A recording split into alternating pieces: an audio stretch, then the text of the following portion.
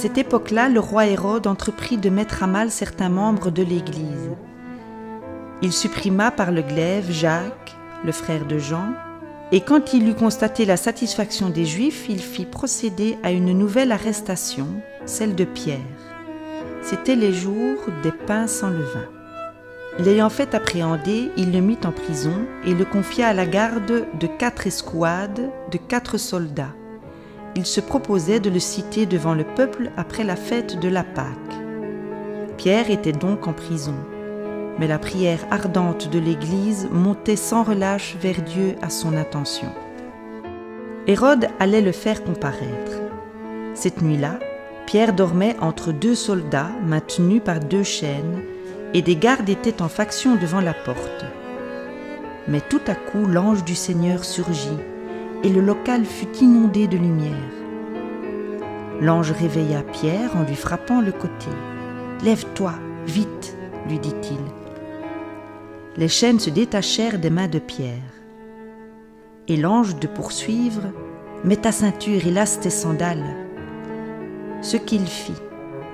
L'ange ajouta « Passe ton manteau et suis-moi. » Pierre sortit à sa suite. Il ne se rendait pas compte que l'intervention de l'ange était réelle, mais croyait avoir une vision. Ils passèrent ainsi un premier poste de garde, puis un second, et arrivèrent à la porte de fer qui donnait sur la ville. Elle s'ouvrit toute seule devant eux. Une fois dehors, ils allèrent au bout de la rue, et soudain l'ange quitta Pierre, qui reprit alors ses esprits. « Cette fois, se dit-il, je comprends.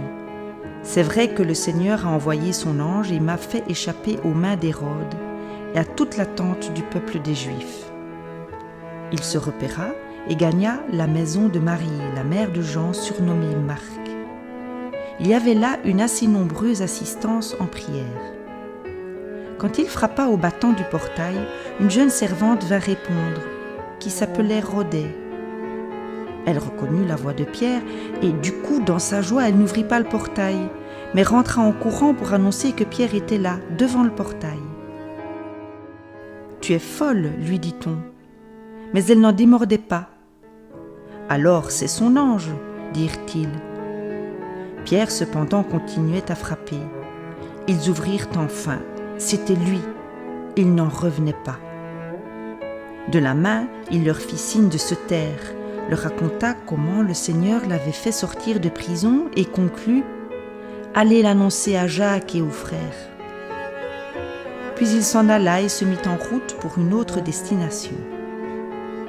Au lever du jour, il y avait de l'agitation chez les soldats. Qu'est-ce que Pierre avait bien pu devenir ? Hérode le fit rechercher sans réussir à le trouver. Il fit donc procéder à l'interrogatoire des gardes et donna l'ordre de les emmener. Puis il descendit de Judée à Césarée, où il passa quelque temps.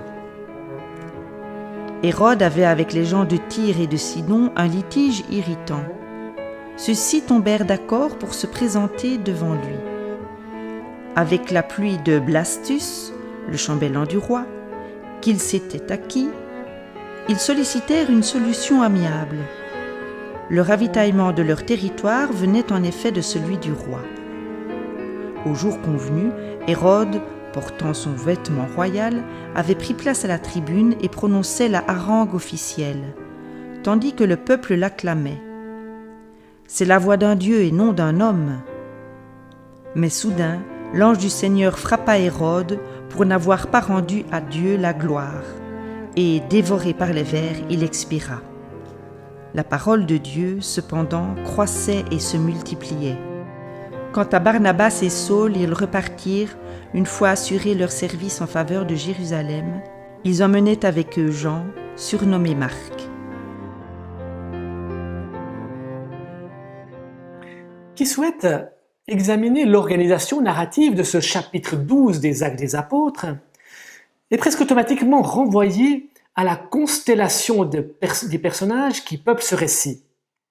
En effet, ce récit est travaillé par une polarité actorielle entre 2 personnages, Hérode et Pierre, dans une sorte de chassé-croisé burlesque entre l'un et l'autre. Hérode occupe occupe la première scène, qui va du verset 1 au verset 5. Cette scène se concentre sur la figure d'Hérode et sur son entreprise de maltraitance à l'encontre de l'Ecclésia, son entreprise de nuisance à l'encontre de l'Église. Hérode disparaît étrangement des scènes suivantes, pour ne réapparaître qu'au verset 18. Il va occuper cette scène du verset 18 jusqu'au verset 23, la quatrième scène du récit. Dans cette scène, Hérode dévoile son impuissance à mettre la main sur Pierre alors que précisément il l'avait arrêté dans la première scène. On a donc un cadre du récit, une première scène et une quatrième scène qui se concentrent sur la figure du roi Hérode et qui forment cadre, qui dispose une boucle autour de l'épisode. Entre deux, nous avons deux scènes qui, elles, se focalisent non plus sur la figure du roi Hérode, mais sur le personnage de Pierre. Dans la seconde scène, qui s'étend du verset 6 au verset 11, Pierre est en prison et il va être miraculeusement, merveilleusement libéré par un ange qui se présentera dans sa geôle.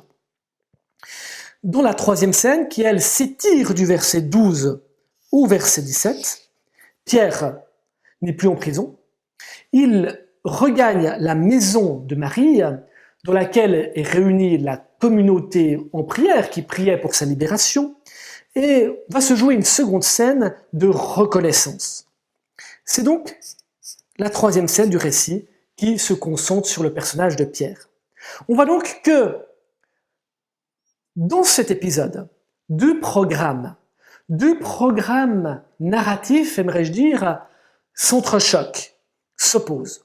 On a le programme de nuisance d'Hérode, qui est installé dans la première scène et qui va être débouté dans la quatrième scène. Entre deux, c'est un programme de vie, un programme de libération, un programme de salut qui est mis en œuvre par Dieu.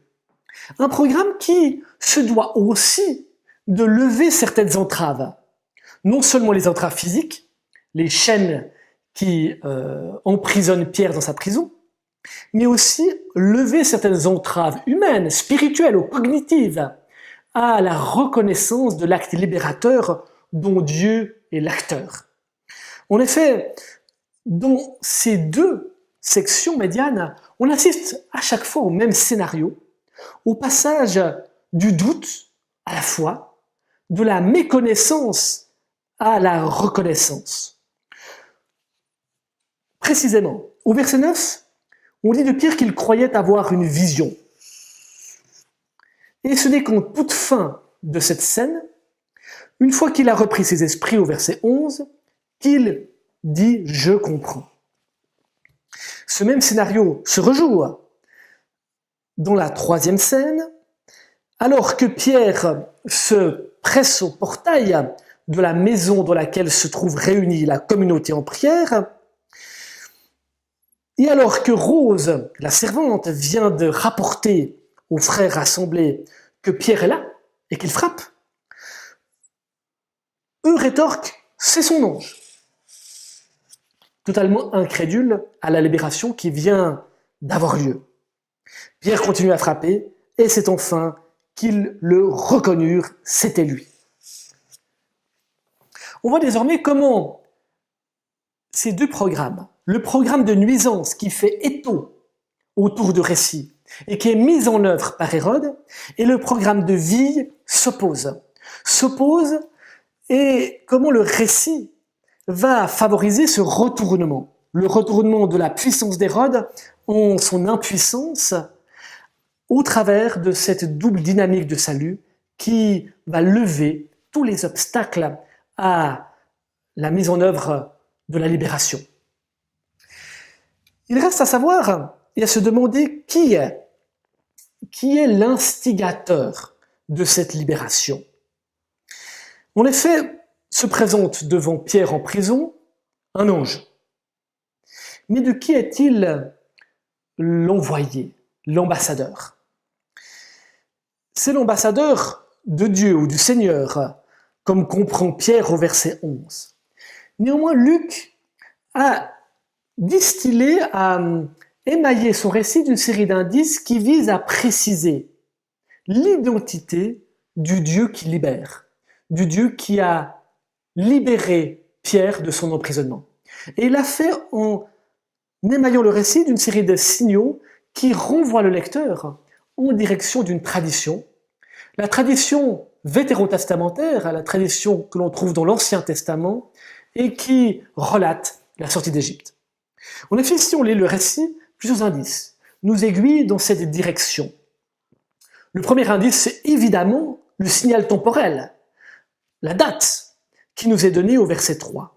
On précise que c'était les jours des pains azim, des pains sans levain, la semaine qui suit Pâques.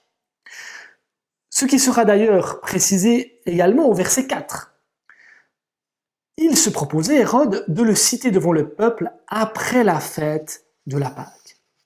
Le récit se trame dans la période du cycle pascal, de la période de Pâques.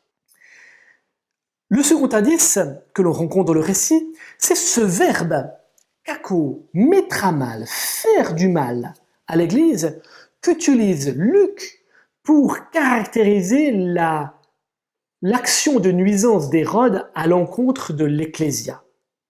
Ce verbe kako, Luc l'a déjà utilisé une fois dans son livre des Actes, en Acte 7 précisément, où il désignait avec l'aide de ce verbe la violence perpétrée par Pharaon à l'encontre du peuple d'Israël en Égypte. On voit que donc c'est un terme connoté qui évoque la maltraitance par Pharaon d'Israël en Égypte. En plus de préciser que ce récit se trame à l'occasion de la fête juive de Pessah, de Pâques, on précise, et ceci au verset 6, que la libération va se dérouler de nuit.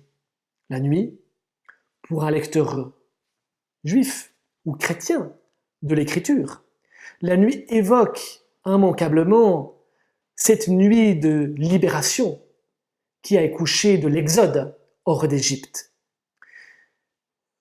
C'est donc dans un temps nocturne qui éveille la mémoire de l'exode que se déroulera la libération de prison. Si on avance encore un peu plus avant, on se rend compte que le compte-rendu détaillé des paroles de l'ange au versets 7 et 8. « Lève-toi vite, lui dit-il. » Les chaînes se détachèrent des mains de Pierre et l'ange le poursuivre, met à ceinture et lasse tes sandales, ce qu'il fit. L'ange ajouta, passe ton manteau et suis-moi. Ce compte-rendu détaillé des consignes que l'ange donne à Pierre fait penser aux prescriptions qui sont données en Exode 12 à propos du repas de la Pâque. Le port de la ceinture, le chaussement des sandales et la hâte avec laquelle il faut manger le repas de la Pâque, ils sont aussi notifiés. On le voit, le lecteur, lorsqu'il aborde le récit d'Acte 12, est confronté à un faisceau d'indices, à un faisceau de signaux littéraires qui le renvoient en direction d'une matrice de sens, la tradition de l'Exode. Ce récit d'Acte 12 se dote dès lors d'une profondeur historique. Il est arraché au statut de simple anecdote ou de simple péripétie dans le livre des Actes.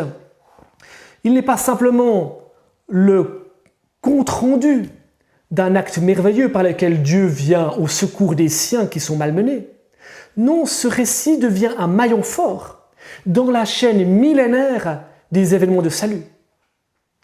À travers la figure de Pierre, libéré de prison, c'est bien la figure de l'Église arrachée à l'emprise de ceux qui voudraient entraver sa progression, et particulièrement la progression de la parole, qui est mise au récit. Ceci dit, si continuité il y a avec la matrice de l'Exode, les écarts dans leur reprise sont tout aussi remarquables. La subversion se manifeste notamment dans la distribution des rôles. Hérode Hérode et les Juifs à qui il veut plaire, comme il est dit au verset 2, et face à l'attente de qui il agit, comme il est dit au verset 11.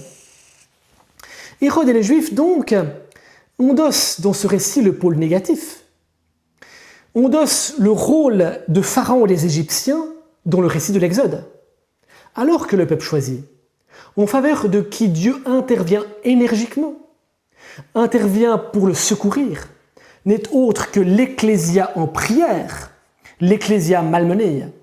C'est elle, désormais, dont le récit d'Acte 12, qui incarne, je dirais, la continuité du peuple de l'Alliance sur lequel le Dieu d'Israël veille.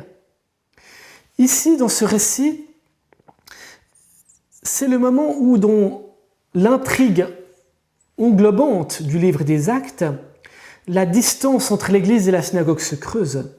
C'est le moment où la parole quitte Jérusalem et où Dieu, à travers cette libération de prison, ouvre une porte à ceux qui sont en dehors de l'Alliance d'Israël, à savoir les païens.